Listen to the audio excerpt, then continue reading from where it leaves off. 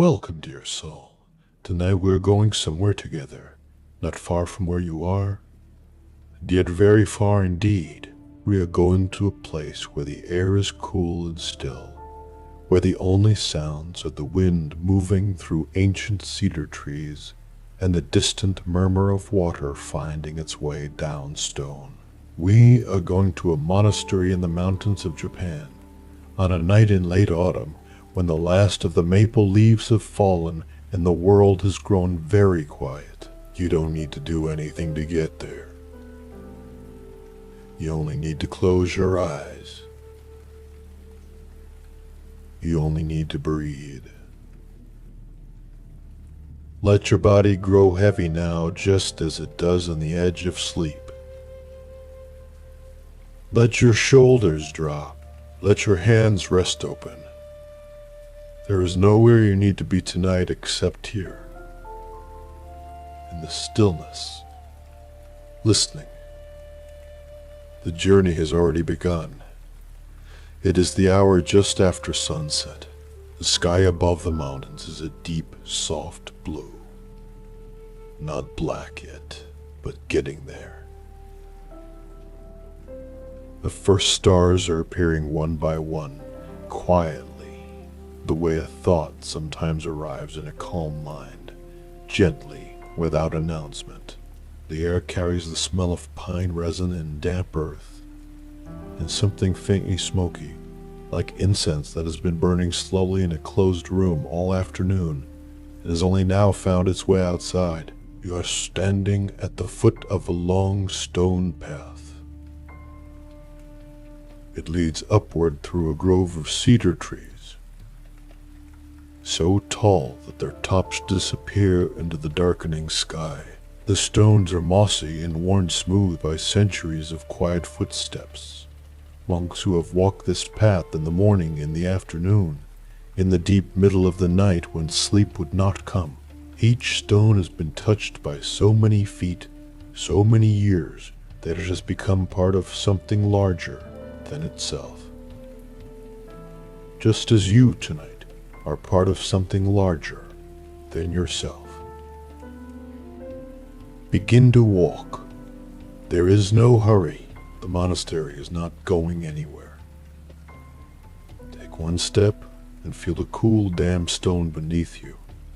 Take another. The cedar trees rise on either side like silent guardians, their bark dark and furrowed, their roots spreading wide beneath the earth. Between the trees, you can see patches of sky. That soft, deepening blue, dotted now with a handful of stars that grow brighter with each passing minute. As you walk, let the sounds of your day fall away, the conversations that went in circles, the decisions left unmade, the small frictions and the larger worries. Let them fall from your shoulders the way a coat falls when you finally come inside from the cold. You don't need any of it tonight. Tonight there is only this path, these trees, this sky, this breath. Halfway up the path there is a small stone lantern. Its flame is lit, a warm amber glow in the gathering dark. Someone placed the lantern here long ago. Not for any grand purpose, but simply so that people walking this path at night would not feel alone. You are not alone. You have never been alone. Even now in this quiet, there is something present, something patient and warm and vast that has been with you every moment of your life, whether you noticed it or not. The Zen masters who built this monastery understood something that most of us spend our whole lives trying to learn. They understood that peace is not something you find. It is something you stop running away from. It is always here, just beneath the surface of the thinking mind, just below the noise of wanting and fearing and planning, when the noise grows quiet. As it is growing quiet now, peace does not arrive from somewhere else. It simply becomes visible, the way stars become visible not because they appear, but because the sky grows dark enough for us to finally see them. You reach the top of the path. Before you stands the monastery gate, a simple wooden structure, dark with age, its roof curved gently upward at the corners in the old style. There is no lock on the gate. There never has been. This place was built to receive people who are tired. People who have been walking for a long time and need to rest. People exactly like you. You push the gate open gently and step through. The inner courtyard is open to the sky. In its center stands a single ginkgo tree, enormous and ancient, its branches spreading wide in every direction. All its leaves have fallen now. They lie on the ground in a perfect circle of pale gold, catching the last of the evening light. The tree itself is bare, its silver-gray branches reaching upward like open arms. There is something deeply peaceful about a bare tree. It has let everything go. It stands in the cold air with nothing to hold, nothing to hold, nothing to hide. And it is more beautiful for it. Around the courtyard, the wooden buildings of the monastery are low and dark, their paper screens glowing softly from within. From one of the buildings comes the faint, sweet smell of cedar smoke. From another, barely audible, the sound of a bell. A single low tone, resonant and slow, that seems to spread outward through the air, and then through the ground, and then through everything, until the whole night is quietly humming with it. Sit down for a moment near the ginkgo tree. The ground is cold, but the fallen leaves make a soft, dry carpet beneath you. Place your hands in your lap. Feel the air on your face. Cool and clean, carrying the smell of the mountains. Above you, through the bare branches of the tree, the stars are now fully awake. They are extraordinary tonight. In a city, you would never see them like this. So many, so close, so indifferent to all of your troubles. A Zen monk named Ryokan lived in the mountains of Japan 2 centuries ago. He was not famous during his lifetime. He did not build temples or write philosophical treatises. He lived in a tiny hut, swept the paths of the villages he passed through, played with the children he met along the road, and wrote small, quiet poems about the things he saw. One evening, a thief broke into his hut while Ryokan was out walking. The thief took everything, which was not much. When Ryokan returned and found his hut empty, he sat down in the doorway and looked up at the moon. He wrote, "The thief left it behind, the moon at the window." He had nothing. And he lacked nothing. This is not a story about being content with poverty. It is a story about discovering that what we truly are cannot be taken from us. That the moon, the light of awareness, the spaciousness of the mind, is always there, whether our hut is full or empty. Whether our life is going the way we want it or not. The thief can take everything in the room. He cannot touch the window. He cannot dim the moon. Tonight, sitting here under the stars in this quiet courtyard, you are like Ryokan's window. Everything that happened today, the thief of busyness, the thief of worry, the thief of other people's opinions, has passed through, and here you still are, open, still here. The moon is still visible through you, but your breathing slow now. There is no effort required. The body knows how to breathe. It has been doing it since the moment you arrived in this world, without any help from the thinking mind, without any instruction. Let it do what it knows. In slowly, fully, the cool mountain air filling you from the bottom of your lungs to the top. And out, long, easy, complete, like the tide going out on a quiet shore. In and out. Just that. Just this. Nothing else is required of you right now.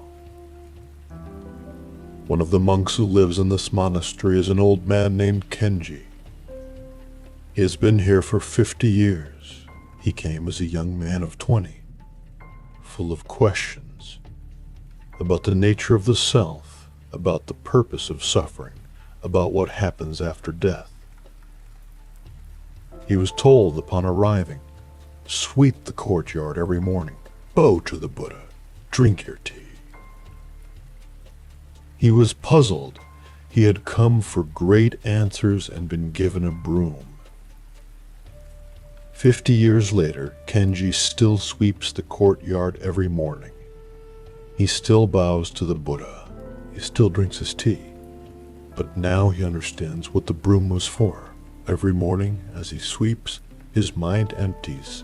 Not because he forces it to, but because the hands are busy with something simple, and the thinking mind, finding nothing to grip, slowly releases its hold. Every bow is a moment of stepping outside the story of himself. The story of Kenji, who is old, who has aches in his knees, who did not achieve this or that, and touching something that has no story.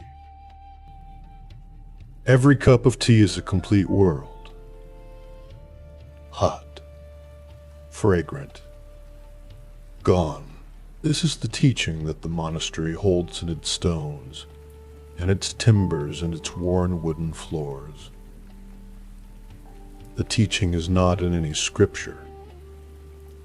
It is in the simplicity of doing one thing, fully, without dividing your mind, sweeping as just sweeping, breathing as just breathing, sleeping when the time comes as just sweeping,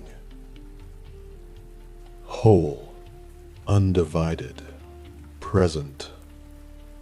From somewhere in the monastery, very softly, comes the sound of a wooden drum. Low, steady, unhurried, it is a signal for the evening meditation. The monks will be gathering now in the main hall, folding themselves onto their cushions in the darkness, settling into the silence that they return to every night, like a river returning to the sea. You don't need to join them. You are already doing what they are doing. You are already here. Across the courtyard, a paper screen slides open, and a small orange light appears. Someone has lit a lamp in one of the rooms. Through the screen, you can see the silhouette of a figure sitting very still, just sitting, not meditating in the effortful sense, not trying to achieve anything, not watching their breath with the concentration of someone attempting a task, just sitting the way a stone sits in a stream, present, solid, at ease with the water moving around it. The great Zen teacher Shunryu Suzuki once said, "In the beginner's mind there are many possibilities. In the expert's mind there are few." What he meant was this: the moment we believe we understand something completely, we stop seeing it. The moment we believe we know who we are. I am this kind of person. I am good at this and bad at that. I am broken in this particular way. We stop discovering ourselves. The beginner's mind is the mind that looks at everything as if for the first time. The mind that approaches a cup of tea, a breath, a falling leaf, a difficult emotion with openness and curiosity, rather than the exhausted familiarity of someone who has seen it all before. You have never had this exact breath before. The one you are taking right now, this specific combination of cool autumn air and the scent of cedar and the faint trace of incense, This has never existed before in the history of the universe and will never exist again. The stars above you are in a configuration they have not been in for centuries. The moment you are living right now is completely, absolutely new, and you are completely, absolutely new in it.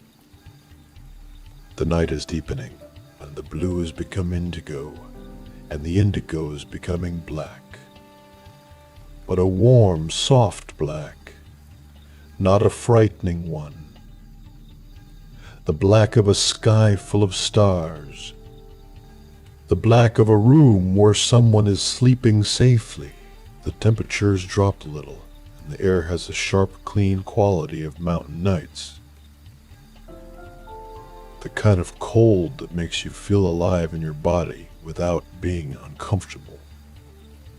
The kind that makes a warm room, when you finally step inside, feel like an embrace. A young monk named Taka has the task of closing the monastery gates each night. He is new here, only 3 years, and he still carries with him a restlessness that the older monks have long since set down. Some nights, as he walks the path between the buildings, checking the latches and blowing out the outdoor lanterns one by one, his mind races with thoughts. Did I do enough today? Am I progressing? Am I wasting my years here when I could be out in the world doing something? The thoughts arrive like uninvited guests and make themselves at home and refuse to leave. His teacher has given him a practice for these nights. When the thoughts come, Taka is to notice them. Not fight them, not try to silence them, not scold himself for having them, but simply notice them with the same mild, curious attention he would give to clouds passing over the mountain. A thought about the future. A thought about whether I am good enough. The familiar thought that tells me I am falling behind some imaginary schedule. He labels each one, not unkindly, and then returns his attention to what is actually in front of him. The watch in his hand, the small flame of the lantern, the feel of the night air, the sound of his own footsteps on the stone path. He has found over 3 years of this practice that the thoughts do not stop. But something else changes. The thoughts begin to feel less like the truth and more like weather. Phenomena that pass through, real while they are present, gone when they are gone, not requiring him to go wherever they try to take him. He is still here, closing the gate, breathing the cold air, while the thoughts move through like clouds through a valley. This is the beginning of freedom. Not the silence of a mind with no thoughts, but the spaciousness of a mind that is no longer enslaved to every thought it has. Let your own mind be like that valley now. Let whatever thoughts are still moving through simply move. You don't need to follow them. You don't need to solve them. You don't need to add anything to them. They are clouds. You are the valley. Wide, still, untroubled by the weather passing through. The main hall of the monastery, the meditation period is coming to an end. You can hear the bell again. 3 slow strokes, each one fading so gradually that it is impossible to say exactly when the sound stops and the silence begins. The monks will bow to the altar now and bow to each other and make their way quietly to their rooms. No talking. No phones. No checking of anything. Just the soft shuffle of socks on wooden floors and the sound of screen doors sliding open and closed. The rooms here are almost empty. A sleeping mat on the floor. A single folded blanket. A small window that looks out onto the garden. Nothing on the walls except, perhaps, a single piece of calligraphy. One word, or sometimes just a brush stroke, a single curved line that means nothing and everything. The monks sleep in these rooms not because they have given up on comfort, but because they have discovered something surprising, that when a room contains almost nothing, there is space for something else to be present, a quality of attention. A sense of the room itself being alive and breathing. A stillness that is not the absence of things, but the presence of something that does not have a name. You can feel that quality here now, in this courtyard under the stars. The monastery is settling into its night silence. The last lamp has been blown out. The wooden drum has stopped. The only sounds now are the wind and the cedar trees outside the gate, and somewhere down the mountain, water moving over stones. Let these sounds be all there is. Water over stones, wind in trees, your own breath slow and easy, rising and falling, rising and falling.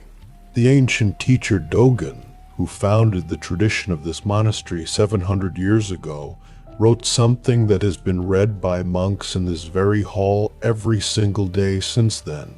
He wrote, "To study the Buddha way is to study the self. To study the self is to forget the self. To forget the self is to be enlightened by all things." What he meant was something simple and radical at the same time. The more honestly and carefully we look at what we call ourselves, this collection of habits and memories and fears and desires that we carry around believing it to be who we are, the more we discover that it is not as solid as we thought. It shifts. It changes. It is made of conditions that are always changing, and as this supposedly solid self becomes more transparent, more fluid, something extraordinary happens. The world comes in. The wind in the trees is not something separate from you anymore. The stars are not far away. The cold air in your face is not outside you, but moving through you. The boundary between self and world, which we spend so much energy maintaining, defending, worrying about, reveals itself to be more like a breath than a wall. Something that moves, something that can be released. This does not mean you disappear. It means you expand. Like a room when the walls become windows, a moth has appeared from somewhere, drawn by what little light remains. Perhaps the stars themselves, perhaps some inner compass no one fully understands. It circles in the air above the ginkgo tree unhurried, following a path that seems random, but is completely its own. To watch a moth fly at night in a still courtyard is to understand something about how to move through life, without forcing a direction, without fighting the air, with a lightness that makes every shift in the current an opportunity rather than an obstacle. The ginkgo tree above you is older than anyone alive. It was here before the monastery. It was here before the road that leads to the monastery. It has stood through earthquakes and fires and centuries of winters just like this one, shedding its leaves every autumn and growing them back every spring, without any effort, without any plan, without any anxiety about whether it is doing it correctly. It does not compare itself to other trees. It does not worry about whether it is growing fast enough or in the right direction.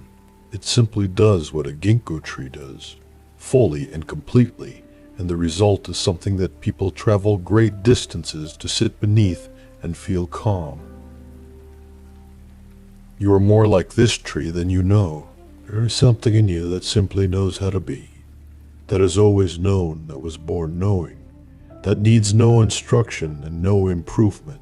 The noise of the thinking mind sometimes covers it so thoroughly that we forget it is there. But it is always there. Right now, as your body grows heavier, and your breath grows slower, and the stars above you blur gently at the edges, you can feel it. That quiet knowing, that easy presence, that sense of being exactly where you were supposed to be. Let your eyes close now, if they have not already. Let the courtyard remain in your mind as a felt sense rather than a picture. The cool air, the smell of cedar and old wood, the distant sound of water, the vast quiet of the mountain night around you. You don't need to hold it tightly. Let it be there loosely, the way you hold water in an open palm. Not gripping, just allowing. Inside the monastery, in a small room at the end of a corridor, an old monk is sitting at a low desk writing by lamplight. He writes slowly, pausing often. He is writing a letter to a student who is struggling, someone who came to the monastery full of hope and has found, as everyone does, that the practice is harder than expected, that the mind refuses to cooperate, that the silence is sometimes more frightening than peaceful. The old monk writes, "Do not be discouraged by the difficulty. The difficulty is the teaching. The mind that will not be still is not your enemy. It is the very thing you are learning to know. Be patient with it the way you would be patient with a small child who is afraid of the dark. Stay close. Stay kind. In time, the fear grows smaller. In time, the child learns to sleep." And then he puts down his brush, blows out the lamp, and lies down on his mat. Within moments, his breathing deepens. The room fills with the sound of sleep, that soft, unconscious rhythm that is one of the most peaceful sounds in the world, the sound of a mind that has, at least for now, stopped fighting and simply allowed. That is where you are going now. Not far. Just one breath deeper than where you are. Just one breath closer to the place where the thinking stops and the knowing remains. Your body already understands. It has been waiting for this permission all day. The permission to let go, to put down everything it has been carrying, to soften completely. Give it that permission now. You are safe. The gate is closed. The path is quiet. The stars are keeping watch. In Japanese, there is a word ma that has no exact translation in English.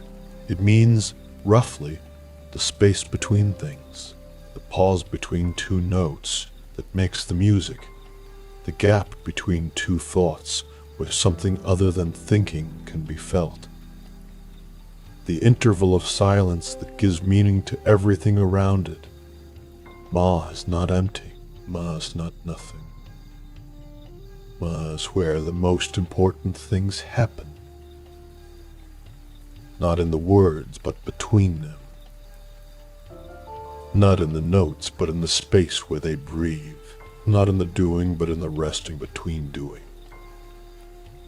You are in Ma now. In the space between one day and the next. In the quiet between the last thought and the first dream. This space is not blank. It is full of something that does not have a name, something restful and clear and wide, something that was here before you were born and will be here after everything you know has changed. You don't need to understand it. You only need to let it hold you. And it will. It already is. The wind has dropped. The cedar trees are completely still now, their dark shapes barely visible against the star-filled sky. The monastery is silent. Everyone is sleeping. The mountain is sleeping. The valley below, with its small lights and its roads and its ordinary life, is sleeping. And somewhere in that ordinary life, in a room you know well, your body is lying down, your breathing is slowing. Your mind is releasing its grip on the day one thread at a time. Let the last threads go now. The thing you said that you wish you hadn't. Let it go. The thing you didn't say that you wish you had. Let it go.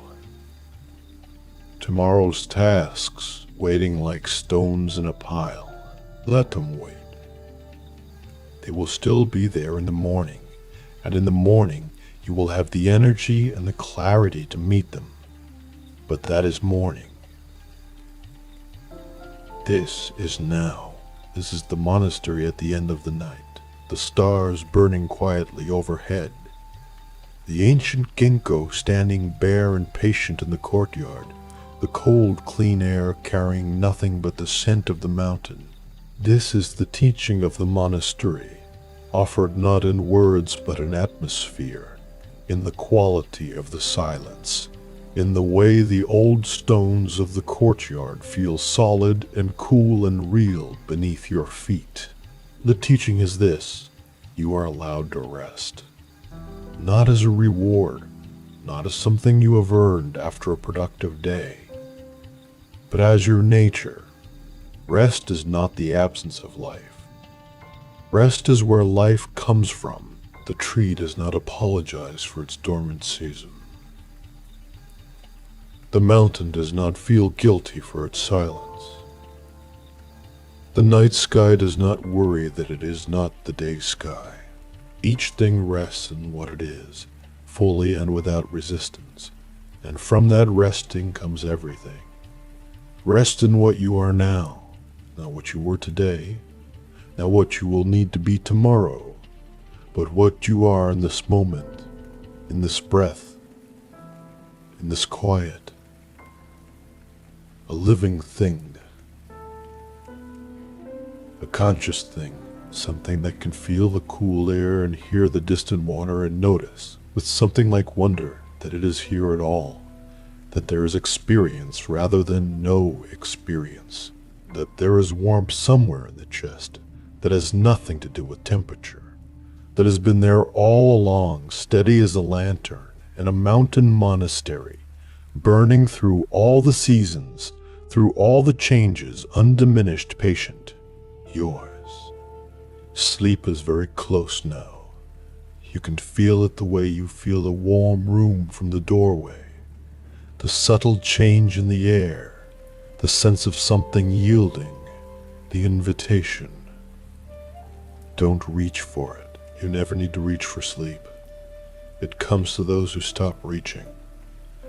It comes when the body finally trusts that it is safe to go.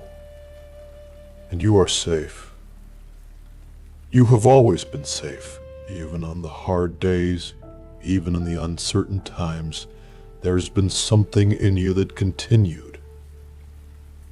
Breathing, feeling, persisting, returning. That something does not need to sleep. It will be awake while you rest, watching over you, with the same quiet attention as the stars watching over the monastery, as the mountain watching over the valley, as the ancient tree standing in the courtyard long after the last lamp has been blown out. The moth is gone. The courtyard is empty and still. Somewhere, very far down the mountain, a night bird calls once, and then is silent.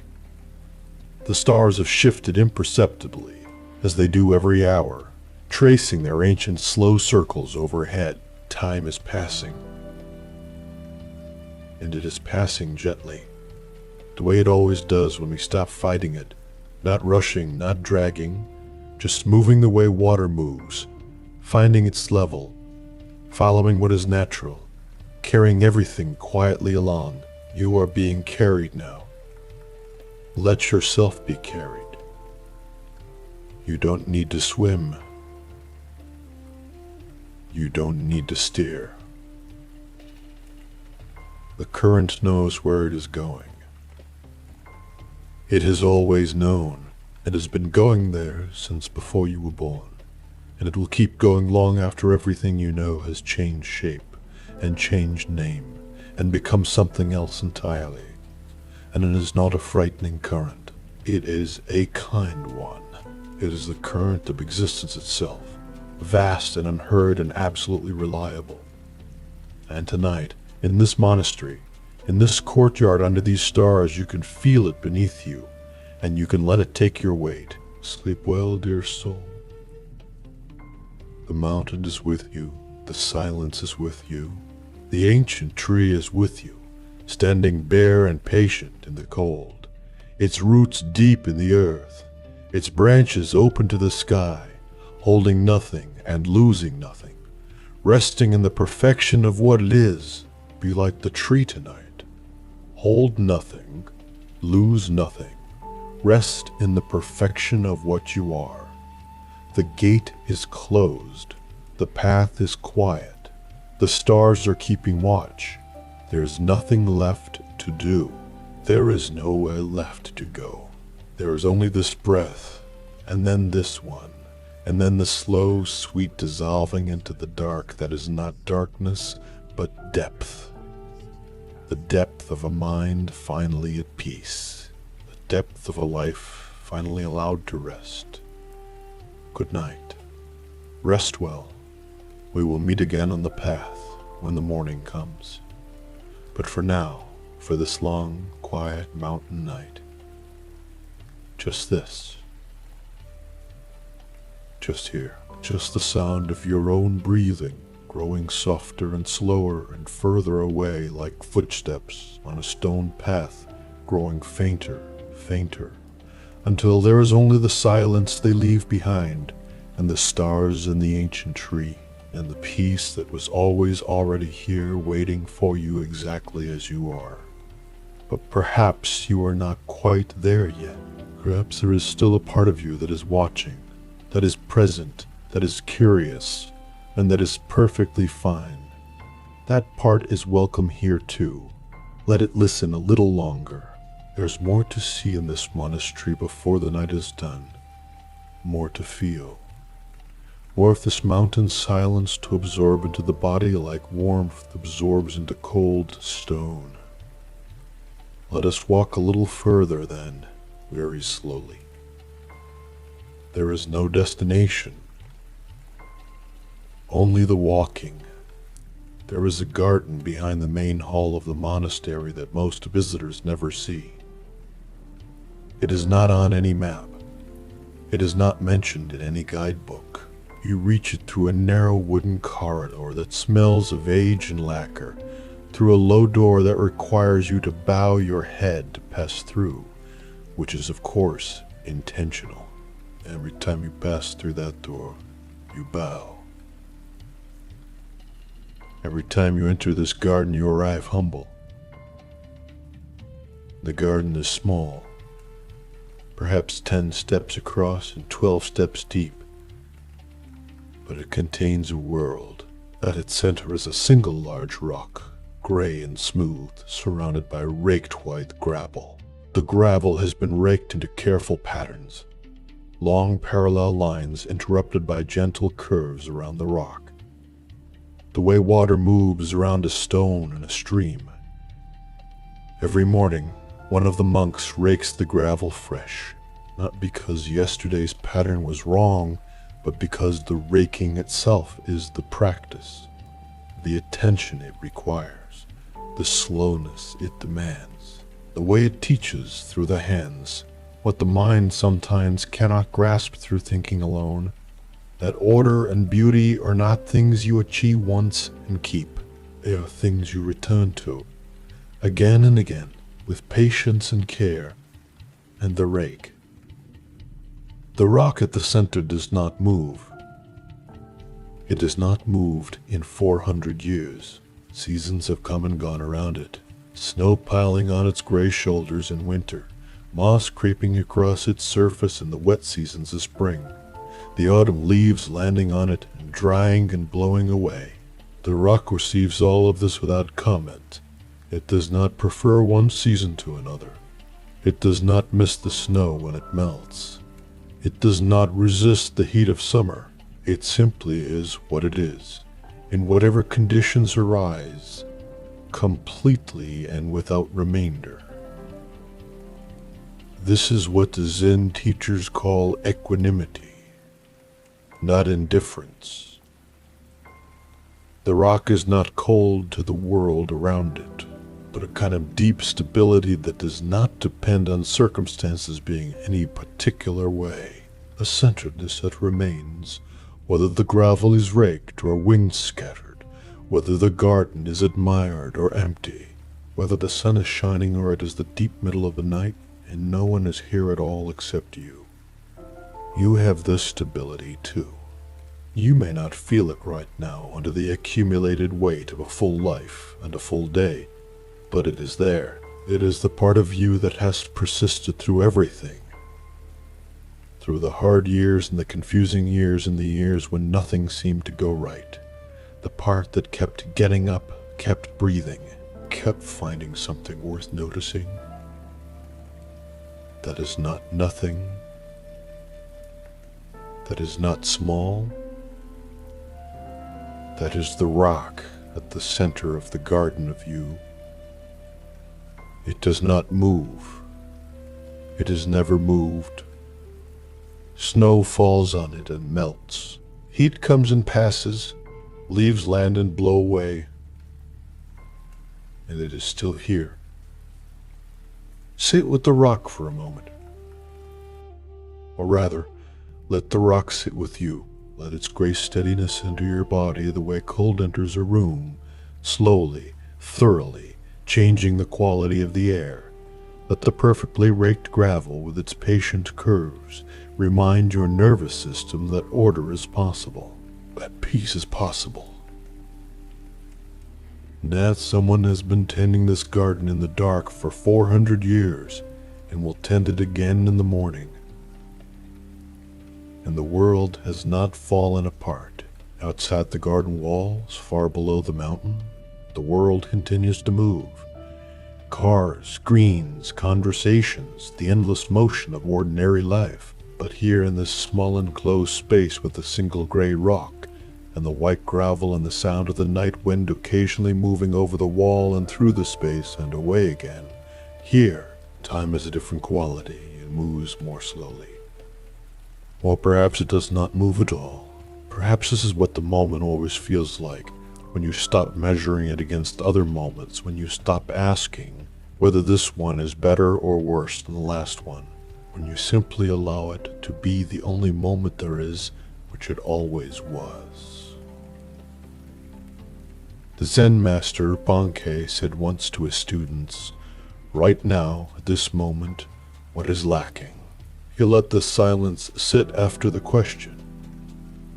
None of his students answered, because there was no answer to give. Right now, at this moment, nothing is lacking. Everything that is needed is here. The breath is breathing. The heart is beating. Awareness is present, quietly, efficiently, without drama, doing the one thing it has always done, knowing, being aware, holding the contents of experience in a space that is itself never damaged by what it holds. Your awareness right now is like the night sky above the monastery. The thoughts that pass through it, the worries, the memories, the half-formed plans, are like the clouds that sometimes cross that sky. They are real. They have shape and substance, and sometimes they are very dark and very thick. But they are not the sky. They have never been the sky. The sky simply holds them, the way it holds everything, with a vast and patient indifference that is not coldness, but something closer to unconditional welcome. Everything is welcome in the sky. Nothing permanently harms it. You're the sky tonight, not the clouds. The sky. The old monk Kenji, who we met earlier sweeping the courtyard, has a habit on sleepless nights. When his mind will not grow quiet, he rises from his mat, wraps himself in his robe, and walks very slowly to the garden. He does not try to meditate. He does not try to stop his thoughts. He sits down in front of the gray rock, and he looks at it. That is all. He looks at it the way you might look at a fire, without agenda, without analysis, with simple open attention, and something about the looking, about the giving of full, quiet, uncomplicating attention to one thing, gradually empties the mind of its noise, not by force, the way a harbor gradually stills after a storm, not because anyone does anything, but because the conditions for agitation are no longer being fed. You can do this too, from wherever you are. Choose one thing: the sound of your own breath, the sensation of the blanket against your skin, the darkness behind your closed eyes, and give it your full, gentle, undivided attention. Not to control it, not to change it, just to be with it the way Kenji is with the rock, present, open, without the need for it to be anything other than what it is. Notice how the breath moves of its own accord. There's the small pause at the top of the in-breath, that tiny space of fullness before the body releases. Notice the longer pause at the end of the out-breath, that spacious quiet before the next breath begins. In those pauses, something very close to peace is available. Not the peace of a problem solved, but the peace of a mind that has, just for this moment, stopped looking for problems to solve. The peace of simple being, of existing without agenda, of breathing without any purpose except the next breath. This is enough. This has always been enough. This will always be enough. In the garden, a wind moves through from the north, cool and clean, carrying with it the smell of high altitude, that thin, clear air that exists only above a certain height, where the trees grow smaller and the rock shows through and the sky feels closer than it should. The gravel stirs slightly, one or two pieces shifting from their raked positions, and then everything settles again. The rock does not move. The wall holds. The night continues its patient arc toward morning. There is a tea ceremony that takes place in this monastery every morning before dawn. It has taken place every single morning for as long as anyone can remember. 4 monks sit in a small room in silence, and one of them makes tea. It takes about 45 minutes. The water must be heated to precisely the right temperature, not boiling, which would make the tea bitter, but just below boiling, a temperature that requires attention and experience to recognize. The tea is whisked in the bowl with a small bamboo whisk until it becomes frothy and bright green. The bowl is passed from hand to hand. Each person receives it with both hands. Each person drinks in 3.5 sips, not 2, not 4, and wipes the rim clean and passes it on. Nothing about this ceremony is accidental. Everything has been decided by centuries of practice and refinement, every gesture carrying the distilled attention of every person who has made this tea and drunk it before. And yet every morning it is new. The water is new. The tea is new. The hands that receive the bowl are older than they were yesterday. The quality of attention in the room shifts, depending on who is present, what dreams were dreamed, what was released in the night, and what was not. The ceremony is the same. The morning is always different, and the practice is to hold both of these things at once, the continuity and the freshness, the form and the living moment within the form. Your life is like this ceremony. There are patterns. The things you do each day, the ways you respond to the world, the habits of mind and heart that have been forming since you were very young, These are the bowl, the whisk, the 3.5 sips. They give shape and continuity to who you are. But every morning you are new. Every breath is new. The you who receives this breath has never received this exact breath before and never will again. Hold the continuity lightly. Let the freshness in. The night is very deep now. The monastery is profoundly, completely silent. A silence you can almost feel as a texture, like the finest cloth, like still water, like the inside of a closed hand. Even the wind has stilled.